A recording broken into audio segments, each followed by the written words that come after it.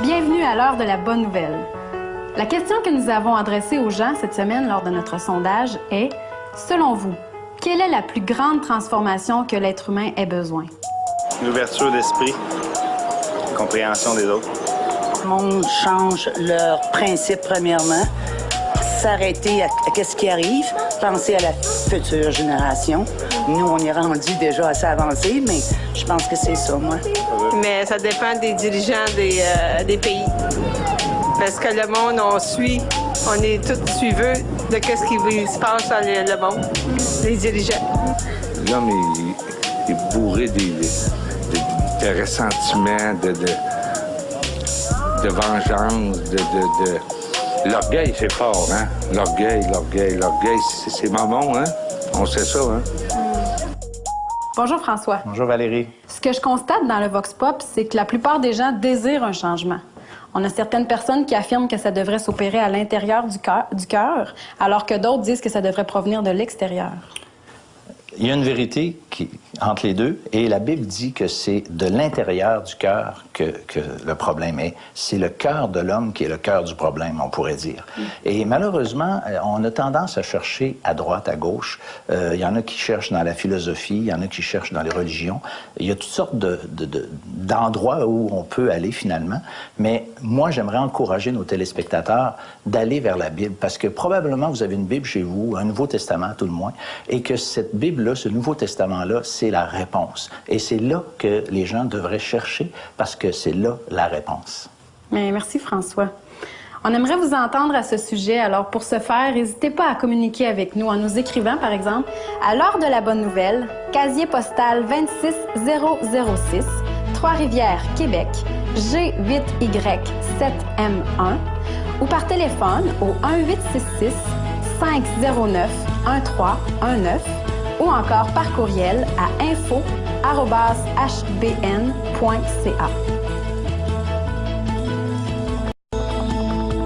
Nous vous présentons cette semaine le témoignage d'une dame qui a vécu 3 naissances.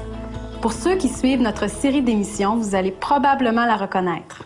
Récemment, moi, j'ai eu une greffe des 2 poumons au mois d'août 2009, après 3 ans d'attente et d'être dépendante de l'oxygène, toujours avoir une bonbonne d'oxygène.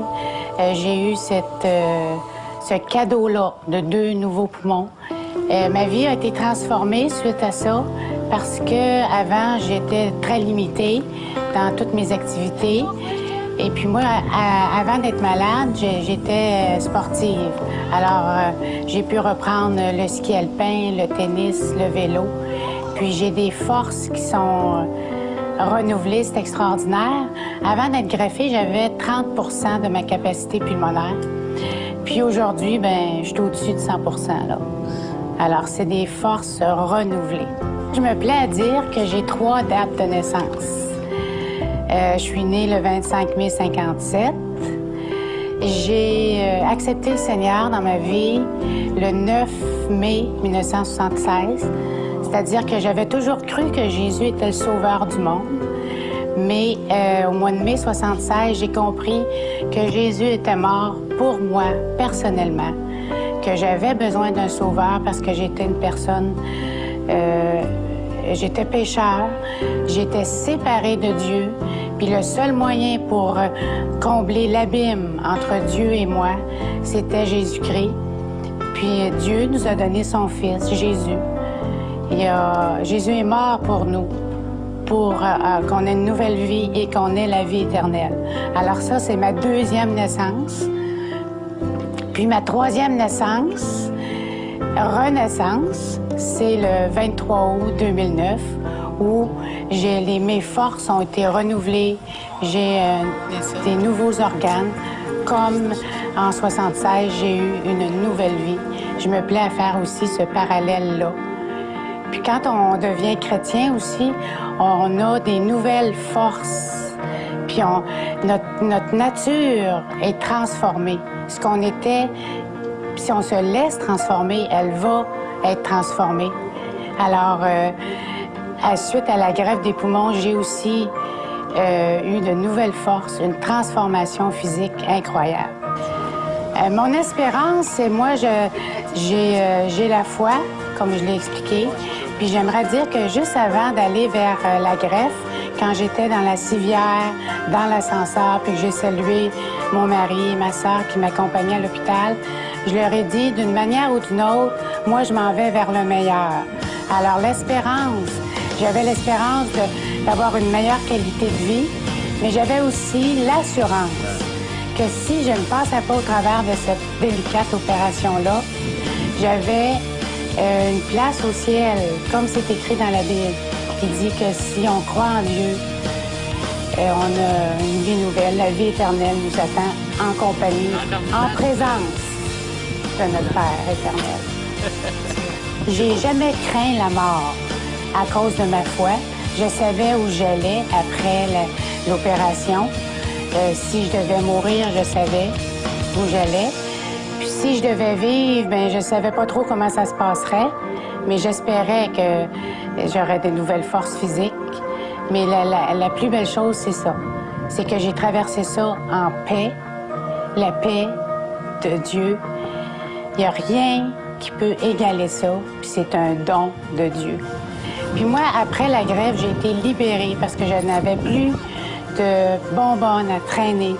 J'avais plus de compresseur chez moi avec toujours la lunette nasale. J'ai été libérée. Alors, au même titre, la vérité qui est dans la parole de Dieu nous rend libres. Puis ça, c'est un don si précieux que je demande à toute personne de rechercher ce don-là. Il n'y a rien qui surpasse ça. Malgré le nombre croissant de religions, de sectes et de philosophies dans le monde entier, beaucoup continuent de ressentir cet immense vide dans leur cœur. Est-il possible de remplir définitivement ce vide? Je ne sais pas si vous le savez, mais un des endroits au monde présentement où le christianisme connaît une très grande croissance, c'est la Chine. On va même jusqu'à dire qu'il y aurait, à chaque jour, au-delà de 2000 conversions au christianisme en Chine.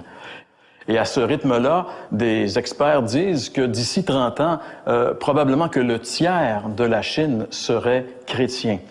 Ce qui en ferait le pays, la région, la nation avec le plus haut pourcentage de chrétiens dans le monde entier. Et évidemment, ça serait un bouleversement, un changement de valeur qu'une chose comme celle-là arrive, mais toutes les probabilités sont dans ce sens-là présentement. Mais pourtant, en Chine, il y a des religions. Il y a le taoïsme, il y a le confucianisme, il y a le bouddhisme, mais ces religions, comme toutes les religions, laissent l'individu vide. La religion ne peut pas combler le cœur de l'homme. Et c'est pour ça que l'Évangile est en train de révolutionner la Chine, parce qu'enfin, l'Évangile donne à l'individu une grande satisfaction, paye la dette de ses péchés et lui donne la paix dans son âme. Un des célèbres missionnaires de la Chine du 19e siècle, un Anglais qui s'appelait Hudson Taylor, dans sa biographie, il nous raconte l'histoire d'un certain monsieur qui s'appelait Ni. Monsieur Ni était un homme qui était très dévot, très religieux, et d'ailleurs, il était impliqué dans les religions de son pays à son époque. Même à un moment donné, il était le chef bouddhiste de sa région. Mais malgré toute son implication dans les religions, il demeurait vide. Il n'y avait aucune assurance face à l'éternité et il continuait de rechercher la vérité. Et un soir qu'il rentrait chez lui, il entend du bruit, un attroupement dans une maison pas tellement loin de chez lui. Il savait que dans cette maison, des gens se réunissaient de temps à autre pour échanger, discuter sur des sujets religieux. Alors, comme ça l'intéressait, ce soir-là, il est allé, avant d'aller chez lui, il est allé dans ce rendez-vous. Et quand il est entré dans la maison, c'est Hudson Taylor, le missionnaire, qui était en train de proclamer l'Évangile. Et il était en train de le faire à partir de l'histoire du serpent de bronze qu'on retrouve dans l'Évangile de Jean au chapitre 3. Et ce soir-là, en écoutant simplement l'histoire du serpent de bronze proclamée par Hudson Taylor, M. Nii a accepté l'Évangile, a reconnu qu'il était pécheur, il a accepté le Christ comme son sauveur et il a eu la vie éternelle. Enfin, il était comblé. Enfin, il était satisfait. Et cette histoire, j'aimerais peut-être qu'on puisse ensemble la regarder. Vous savez, l'histoire du serpent de bronze, c'est une histoire qui nous vient de l'Ancien Testament. Quand les Israélites ont quitté l'Égypte, où ils avaient été en captivité et en esclavage pendant plusieurs siècles, sous la conduite de Moïse, on connaît bien l'histoire, enfin la plupart d'entre nous, les Israélites ont réussi à se libérer de l'emprise du Pharaon. Ils ont été libérés de l'Égypte, mais avant d'entrer dans la terre promise, ils devaient traverser le désert. Et ça, c'était pas évident. Et lorsqu'ils sont entrés dans le désert, les livres des Nombres, entre autres, dans le Nouveau Testament, nous racontent cette histoire-là et nous racontent que très souvent, les Israélites s'impatientaient après Dieu, murmuraient contre Dieu, se plaignaient continuellement, grognaient et à un moment donné, Dieu ne pouvait pas supporter l'attitude de ce peuple qu'il avait libéré et qu'il avait pris sous son aile. Et il devait intervenir, il devait les corriger. Et à un moment donné, dans le livre des Nombres, je crois que c'est au chapitre 11, on voit que Dieu va envoyer, encore une fois, les Israélites sont en train de dénigrer Dieu, ce qu'il fait pour eux. Alors Dieu va envoyer des serpents venimeux. Et c'est des serpents qui mordent les gens et dès qu'une personne est mordue, elle va mourir. C'est un venin mortel. Et finalement, il y a plusieurs personnes qui meurent en Israël, tant et si bien qu'à un moment donné, les gens du peuple vont voir Moïse et lui disent « Écoute, on a vraiment péché contre Dieu, on a vraiment fait quelque chose qu'on n'aurait pas dû faire. Maintenant, si tu veux, demande à Dieu qu'il nous donne une solution, parce que sinon, on va tous mourir. » Et là, Moïse est allé, il a demandé à Dieu une solution, et Dieu lui a dit de se faire un serpent en bronze et de l'élever d'une manière telle que, peu importe où les gens sont dans le camp, une personne qui a été mordue par le serpent se tourne vers le serpent de bronze et automatiquement est guérie. C'est le remède que Dieu a donné aux Israélites pour éviter la mort des serpents venimeux. Et Jésus, un jour, a fait une application de cette histoire à sa propre personne. C'est ce qu'on peut lire ensemble dans Jean, chapitre 3, les versets 14 à 16. Jésus dit, « Et comme Moïse éleva le serpent dans le désert, il faut de même que le Fils de l'homme soit élevé, afin que quiconque croit en lui ne périsse point, mais qu'il ait la vie éternelle. Car Dieu a tant aimé le monde qu'il a donné son Fils unique, afin que quiconque croit en lui ne périsse pas, mais qu'il ait la vie éternelle. » Jésus a dit que c'était lui le vrai serpent de bronze élevé. Et que chacun de nous, les êtres humains, nous avons été mordus par un serpent mortel, par du venin mortel que la Bible appelle le péché. On est tous des pécheurs. Le péché démolit notre vie sur la terre et va nous démolir l'éternité en nous envoyant en enfer pour l'éternité. Mais le remède que Dieu nous donne, c'est Jésus. C'est lui, le serpent qui a été élevé sur la croix. Et Jésus dit, Dieu a tant aimé le monde qu'il a donné son Fils unique afin que quiconque croit en lui ne périsse pas, ne meure pas de cette morsure mortelle du péché, mais qu'il ait la vie éternelle. Quel beau verset, quelle belle parole qui a permis à M. Nii, ce vieux Chinois, de connaître le pardon de ses péchés, la paix de son âme et la vie éternelle. Ben, comme M. Nii, vous pouvez aussi connaître la même chose que lui. Toute religion, votre indifférence, toutes ces choses-là ne pourront jamais satisfaire votre âme. La seule chose qui peut satisfaire votre âme, c'est Jésus. C'est lui. Il est mort pour vous sur la croix il y a 2000 ans. Il a été élevé sur cette croix comme le serpent d'airain. Et si vous vous tournez maintenant vers cette croix, Si vous portez les regards et que vous regardez celui qui est en train de mourir sur cette croix et que vous réalisez qu'il est en train de mourir parce qu'il est en train de porter vos péchés, qu'il est en train de mourir à votre place, qu'il est en train de vous sauver et que vous reconnaissez que ses souffrances et que sa mort, c'est vous qui l'avez provoqué à cause de vos péchés, c'est moi qui l'ai provoqué à cause de mes péchés, mais si vous vous confiez en lui, si vous lui demandez pardon et vous l'acceptez comme votre Sauveur et Seigneur, vous allez expérimenter la vie éternelle. L'Évangile, c'est miraculeux. L'Évangile, ça sauve les âmes. Ce que la religion ne peut pas faire, ce que les bonnes œuvres ne peuvent pas faire, seul l'Évangile peut le faire. Mais ça ne doit pas rester une vérité abstraite. Vous devez l'expérimenter et l'expérimenter maintenant. Ne remettez pas à demain cette décision. Demandez à Jésus de venir dans votre vie dès maintenant et vous verrez que l'Évangile, c'est vraiment miraculeux.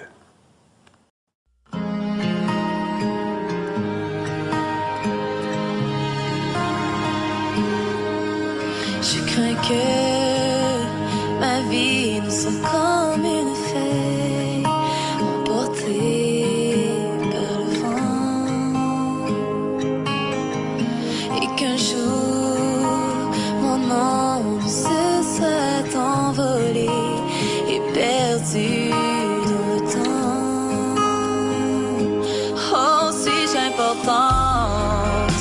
Est-ce qu'on se soucie de moi? Oh, quand je suis seule, seul au monde et sans espoir.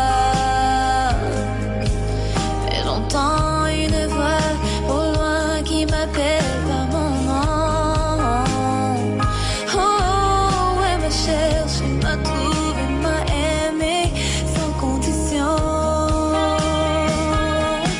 Si je pleure, qui m'entendra? Ce monde est si grand et si froid. Si j'ai mal, qui le saura? Personne ne voit celui dans moi, mais ton âme m'a trouvé au milieu d'une foule désespérée. Et mon cœur tu as su combler. Oh, superficielle, c'est l'apparence qui protège la fragilité de mon cœur. Au plus profond se cache une âme sincère, une beauté intérieure, besoin d'être aimé malgré mes torts et mes manquements. Mais tu me rassures en m'affirmant je t'aime tant. Si je pleure, qui m'entendra? Ce monde est si grand et si froid. Si j'ai mal, qui le saura? Personne ne voit celui dans moi, mais ton amour m'a trouvé au milieu d'une foule désespérée. Mais mon cœur, tu as su combler. Je vis car tu m'as ranimé dans ma vie, dans ma dignité. Mon existence est importante pour toi. Si je pleure, qui m'entendra? Ce monde est si grand et si froid. Si j'ai mal, qui le saura? Personne ne voit celui dans moi.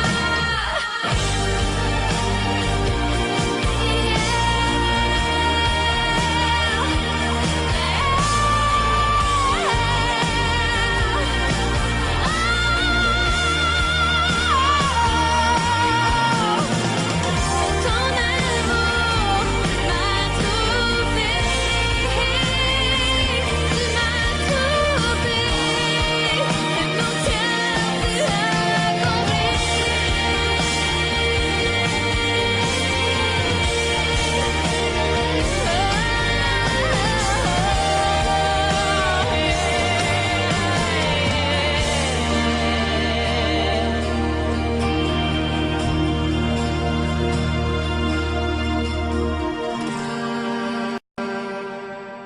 Jean-Pierre, tout à l'heure, dans ton message, tu as fait référence au verset Jean 3,16.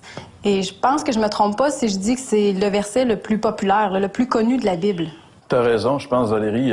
Il y a une raison pour ça, pour le fait que ce soit le verset le plus connu. C'est, je pense, le verset qui résume le mieux le contenu de la Bible, de tout le message de la Bible. La Bible, c'est un gros livre, hein, plus que 1000 pages. Et de quoi ça parle? C'est un mystère pour beaucoup de personnes. Mais en réalité, Jean 3,16 le résume. Et c'est intéressant parce que chaque élément de ce verset-là a une signification. Ça commence simplement en disant « car Dieu ». Les premières paroles, on retrouve Dieu. En fait, ça nous dit que celui qui a pris l'initiative de ça, c'est Dieu. Donc, le salut, le pardon de nos péchés, le bonheur qu'on peut avoir, c'est Dieu qui a décidé que si on veut, on peut devenir heureux. Ça vient pas de nous. C'est pas l'initiative de l'homme. Ça peut pas venir de nous. Ça vient de Dieu. Donc, une des premières choses que ce verset-là nous dit, c'est ça. Dieu a tant aimé le monde. Tu sais, ça même encore, c'est très fort. Tu sais, ça aurait pu être écrit « Dieu a aimé », mais tant aimé, tu sais. Parce que ce que le Seigneur est en train de nous dire, c'est que Dieu, il a payé très cher. Son amour n'est pas un amour gratuit. Il a payé très cher. Tu sais, quand on aime quelqu'un, on est prêt à se dépenser, on est prêt à se donner pour la personne qu'on aime. Mais quand on pense que la personne dont il est question ici, c'est Dieu qui a tant aimé, on peut s'attendre à ce que le prix dont il va être question ici est grand. Dieu a tant aimé le monde. Et là encore, qui il a aimé? Le monde. Le monde, c'est qui? Le monde, c'est les gens qui nous écoutent, c'est toi, c'est même François. Il y a même personne. Non, mais sérieusement, il y a personne qui peut dire « Moi, Dieu m'a pas aimé ». Ce verset-là dit le contraire, carrément. C'est un verset inclusif, hein? Et tout le monde peut se sentir touché par ce verset-là. Peu importe qui nous sommes, avec l'arrière-plan, peu importe, Dieu nous dit qu'il nous aime dans ce verset-là. Et il dit « Dieu a tant aimé le monde qu'il a donné ». Tu vois, le vrai amour, il est toujours conjugué dans la Bible avec le verbe « donner ». Quand on aime vraiment, on donne. On se donne et on donne à la personne. Tu sais, aujourd'hui, les gens ont beaucoup de difficultés dans les couples, tout ça, parce qu'on est devenu égoïste. On veut pas donner.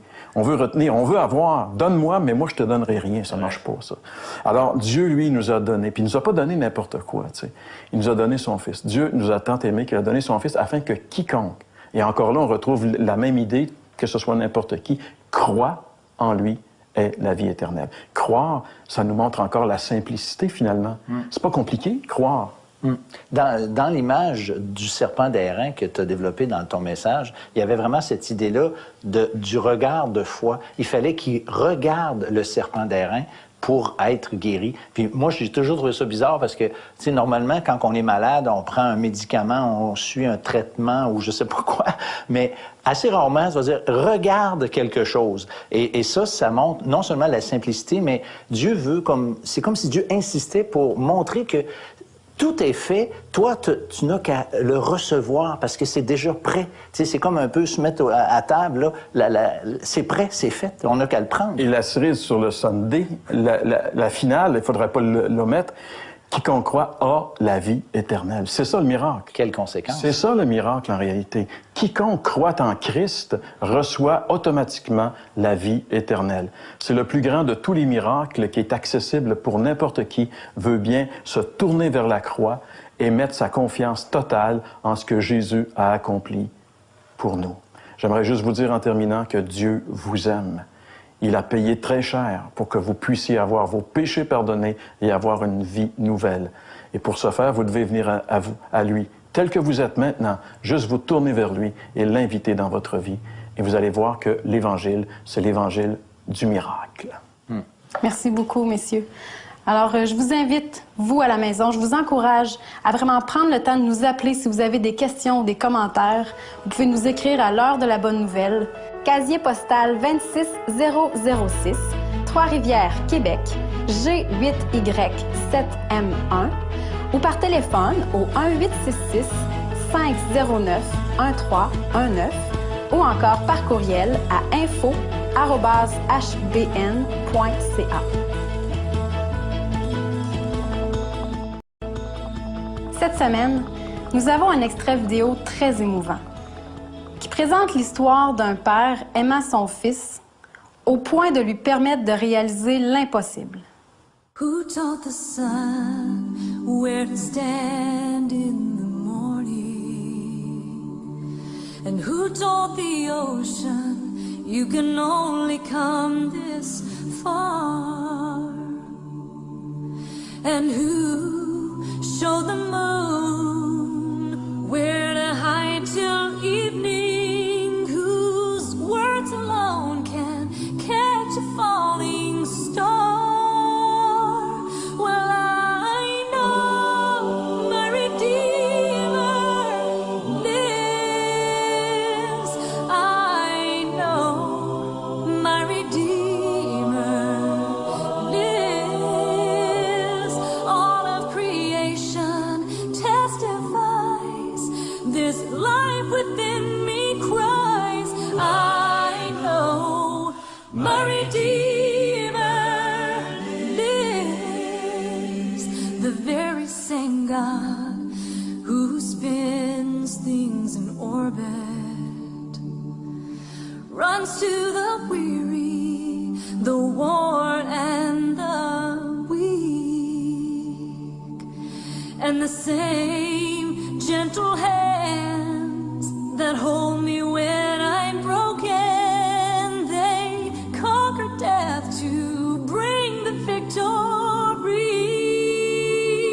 And I know my Redeemer lives. I know my Redeemer lives. Let all creation testify. Let this life within me cry. I know my Redeemer lives. Let all creation testify. Let this life within me cry. I know my Redeemer. I know my Redeemer lives. I know my Redeemer lives. I know my Redeemer lives. He lives. Wow, c'est une vidéo vraiment touchant. Surtout quand on se place dans la position du jeune paralysé et qu'on voit le Père comme si c'était Dieu, qui nous rend forts, qui nous rend capables de faire l'impossible, en fait. Alors, ne manquez pas notre prochaine émission et en voici quelques extraits. On croit tous que pour accéder au ciel, il faut faire quelque chose. Et quand on ouvre la Bible et qu'on est confronté à l'idée de la grâce, on devient tous déconcertés.